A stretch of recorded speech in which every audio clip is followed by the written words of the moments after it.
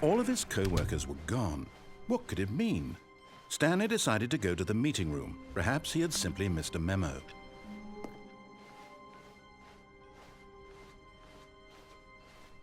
When Stanley came to a set of 2 open doors, he entered the door on his left.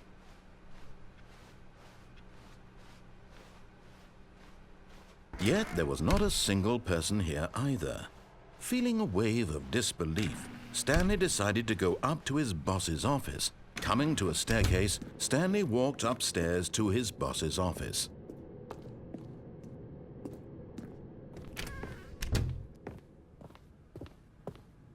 Stepping into his manager's office, Stanley was once again stunned to discover not an indication of any human life. Stanley was in such a rush to get through the story as quickly as possible, he didn't even have a single minute to just let the narrator talk. That kind of anxiety isn't healthy, so he relaxed for a few moments with some calming New Age music.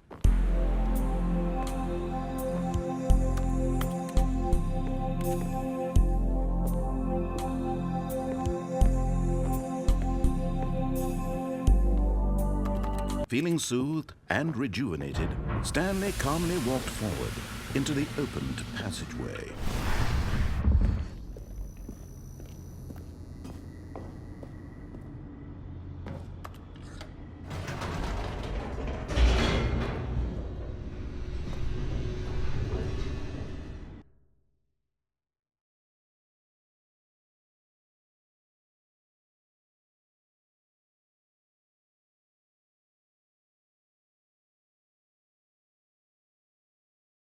Descending deeper into the building, Stanley realized he felt a bit peculiar. It was a stirring of emotion in his chest, as though he felt more free to think for himself, to question the nature of his job. Why did he feel this now, when for years it had never occurred to him? This question would not go unanswered for long.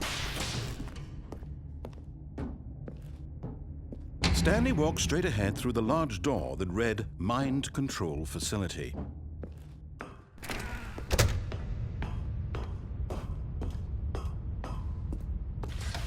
The lights rose on an enormous room packed with television screens. What horrible secret did this place hold? Stanley thought to himself. Did he have the strength to find out?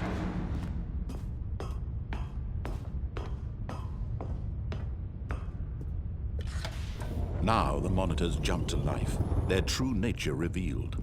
Each bore the number of an employee in the building, Stanley's co-workers. The lives of so many individuals reduced to images on a screen, and Stanley, one of them, eternally monitored in this place where freedom meant nothing.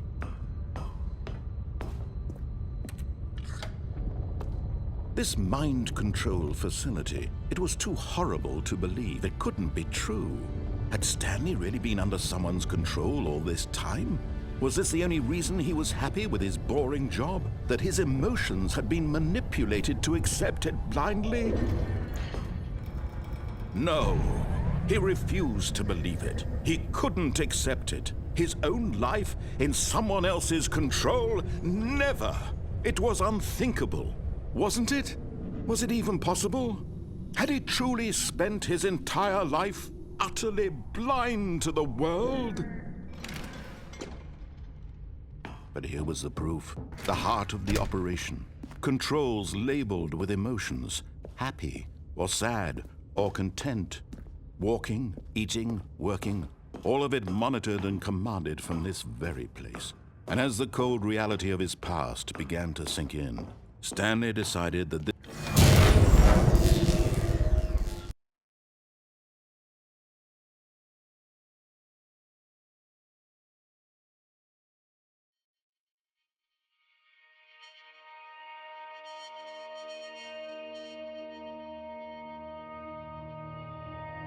blackness and a rising chill of uncertainty.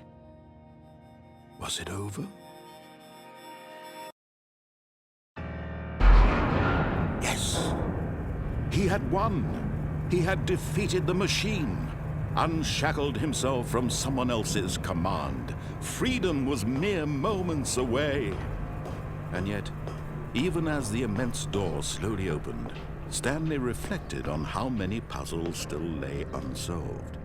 Where had his co-workers gone? How had he been freed from the machine's grasp? What other mysteries did this strange building hold?